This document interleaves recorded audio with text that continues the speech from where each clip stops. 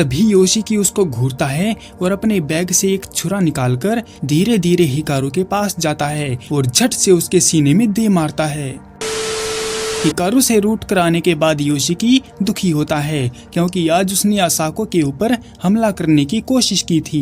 इसीलिए योशिकी के मन में एक प्लान आता है और वो गर्मी से भरी सुबह में उठते ही हिकारू के घर चला जाता है और स्कूल जाने के लिए हिकारू को बुला लेता है। हिकारू बाहर आकर उसके साथ स्कूल की ओर जाने लगता है और मन ही मन सोचने लगता है कि उस रात के बावजूद भी योशिकी का बिहेव नॉर्मल है। इसका मतलब है कि योशिकी ने उसे माफ कर दिया है। योशिकी के चुपचाप चलते रहने पर हिकारू बोला कि वो आज स्कूल में होने वाले कॉन्सर्ट के लिए काफी एक्साइटेड है क्योंकि बाकी स्टूडेंट को उनसे कोई उम्मीद ही नहीं है, इसलिए वो कॉन्सर्ट को अपना पूरा योगदान देंगे। मगर अभी भी योशिकी चुप है और थोड़ी आगे जाकर वो हिकारू से आज का स्कूल बंक मारने को कहता है। Welcome back the summer Hikaru died episode number 7।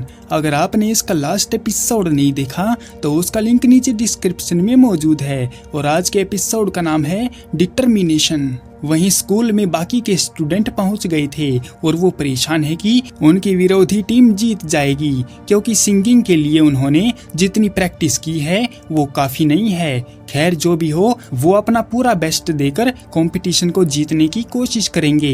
तभी एकदम से वहां पर यूकी आकर असाको को डरा देती है। असाको हैरान है कि उसे यूकी के आने की आवाज कैसे नहीं आई। यूकी एक बात को लेकर परेशान है कि उनकी टीम वाले और माँ की सिंगिंग शो में डांस मूव परफॉर्म करने वाले हैं और साथ ही साथ उसमें रैप भी करने वाले हैं, जो कि यूकी को बिल्कुल भी पसंद नहीं है। तो वो दोनों उन्हें ऐसा करने से रोकने के लिए योशिकी से मदद मांगना चाहते हैं। लेकिन असाको देखती है कि आज हिकारू और योशिकी अपनी बेंच पर मिसिंग हैं, जिससे उन्हें लगा कि उन दोनों ने आज स्कूल बंक मार लिया है। दूसरी तरफ योशिकी हिकारू को मजे कराने चल पड़ता है और जब वो ट्रेन में बैठे होते हैं तो हिकारू को स्कूल बंक मारने से चिंता होती है कि उन्हें इसके लिए डांट पड़ेगी। मगर योशिकी उसको चिल मारने को बोलता है क्योंकि उनका अटेंडेंस रिकॉर्ड काफी अच्छा है, यानी कि वो महीने में बस एक आध बार ही बंक मारते हैं, इसीलिए उनको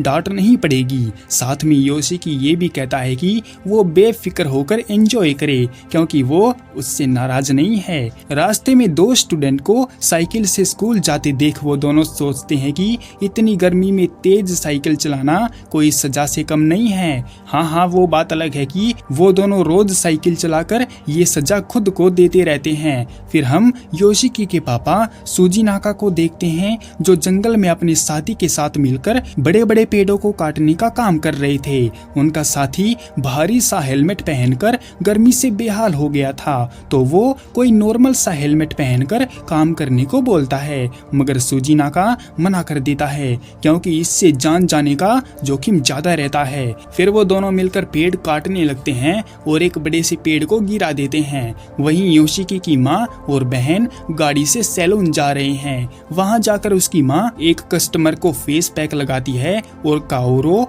उनकी मदद करती है। कस्टमर खुश होकर चला जाता है जबकि योशिकी हिकारू को लेकर थिएटर पहुंच जाता है उसकी फेवरेट मूवी दिखाने के लिए, जो स्पेशली फ्रेंडशिप के ऊपर बनाई गई थी। थिएटर के अंदर हिकारू अपनी मनपसंद मूवी देख रहा था, लेकिन उसे अभी भी लगता है कि योशिकी उस रात के लिए अब भी उससे नाराज है, जिस पर योशिकी फिर कहता है कि वो नाराज नहीं है, इसीलिए हिकारू अपना दिन एंजॉय करे। मूवी खत्म होने के बाद वो दोनों बाहर निकल आते हैं तो योशिकी हिकारू को आइसक्रीम खिलाता है। स्कूल में कॉन्सर्ट शुरू हो जाता है और उनकी विरोधी टीम के स्टूडेंट काफी बढ़िया परफॉर्म कर रहे थे। हालांकि असाको को वहां पर उन दोनों की कमी महसूस होती है क्योंकि वो भी तो उनकी टीम का हिस्सा थे।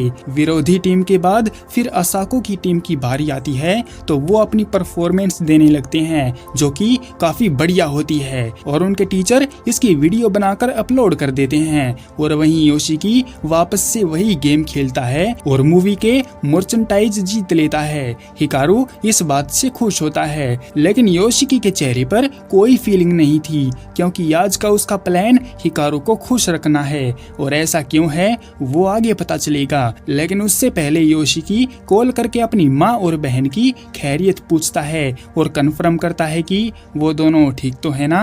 परफॉर्मेंस देने के बाद वो सब लोग खुश होते हैं क्योंकि उस घटिया से डांस मूव की जरूरत ही नहीं पड़ी थी। जंगल में बड़े से पेड़ को काटने के बाद उनका साथी कहता है कि अगर योशिकी यहाँ पर होता तो इस बड़े से पेड़ को देखकर खुश होता, जिस पर सुजिनाका कहते हैं कि योशिकी अब बड़ा हो गया है और ऐसी छोटी छोटी बात पर वो खुश नहीं होता। और सैलून में काओरू ने पूछा कि आज योशिकी उनसे धीरे बात क्यों कर रहा था, जिससे एक लड़की के बाल सेट करती माँ समझ जाती है कि आज योशिकी ने स्कूल से बंक मारा है। दिन ढले वो दोनों नदी के किनारे से चल रहे हैं तो नदी को देखकर हिकारू पूछता है कि क्या वो नदी समुद्र में जाकर मिल जाती है। अगर ऐसा है तो वो समुद्र काफी बड़ा होगा जो इतनी बड़ी नदी को अपने अंदर समा लेता है। हालांकि उसने समुद्र देखा तो नहीं है पर हिकारू की धुंधली यादों में वो उसे थोड़ा मोड़ा देख सकता है। ये बड़े बड़े पहाड़ देखकर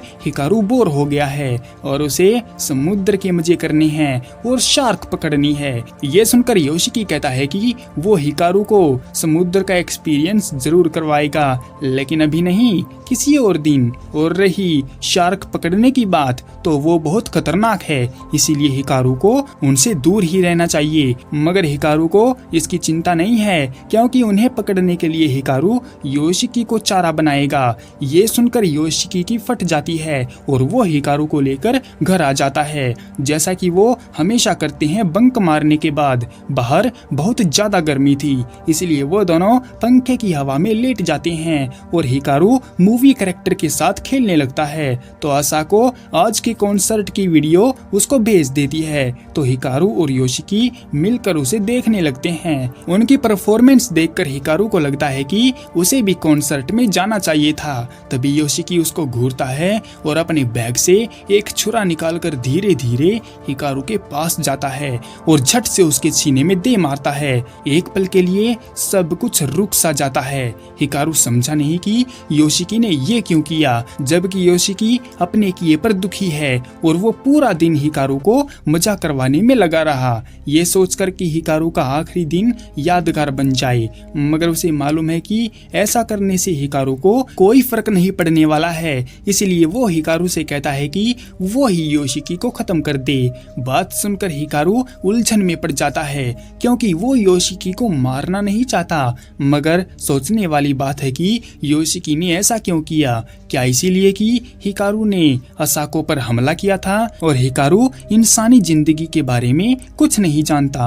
अगर ऐसी ही बात है तो हिकारू एक डिसीजन लेता है और वो अपनी शर्ट खोलकर अपना हाथ अपने अंदर डालता है और अपनी हड्डी में लगी एक चीज को बाहर निकालने लगता है। वो चीज आधी बाहर निकल आती है तो हिकारू उसे तोड़ देता है। अब आधी उसके अंदर वापस चली जाती है और आधी उसके हाथ में रखी हुई है। हिकारू उसे योशिकी को देते हुए कहता है कि ये उसका आधा हिस्सा है और इसकी वजह से अब वो लोगों को आसानी से नहीं मार पाएगा और शायद यही वो कारण है जिसके लिए योशिकी ने ऐसा कदम उठाया। अगर आसान भाषा में कहा जाए तो हिकारू की आधी जिंदगी अब योशिकी के हाथों में है। हिकारू कहता है कि उसके अंदर कोई इमोशन नहीं है और उसे लगता है कि वो यहाँ का है ही नहीं, इसीलिए पहले दिन से ही उसने फैसला किया था कि जब भी योशिकी उसका राज पता कर लेता है तो हिकारू उसे मार डालेगा। लेकिन उसका राज खुलने पर भी योशिकी ने उसको अपना लिया तो उसे रियलाइज हुआ कि योशिकी को उसकी जरूरत है और उसे उसका दोस्त बनकर यहाँ रहना चाहिए। बस यहीं से हिकारू के अंदर एक अनजाना इमोशन बन गया और उसने मन बदल लिया कि वो योशिकी को कोई नुकसान नहीं पहुंचाएगा। योशिकी उसका आधा हिस्सा लेते हुए सोचता है कि उसको जिंदगी का मतलब बताने का कोई फायदा नहीं है क्योंकि ये अलग दुनिया से है। मगर फिर भी अगर वो उसका दोस्त बनकर यहाँ पर रहना ही चाहता है तो योशिकी ये कहकर डिसाइड कर लेता है कि वो हिकारू के बारे में जरूर पता लगाएगा कि वो आखिर है कौन और कहाँ से आया है। ये सुनकर हिकारू योशिकी के ऊपर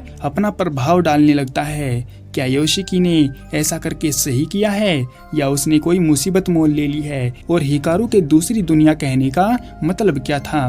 क्या वो कोई एलियन है? देखेंगे नेक्स्ट एपिसोड में। तब तक के लिए सायोनारा।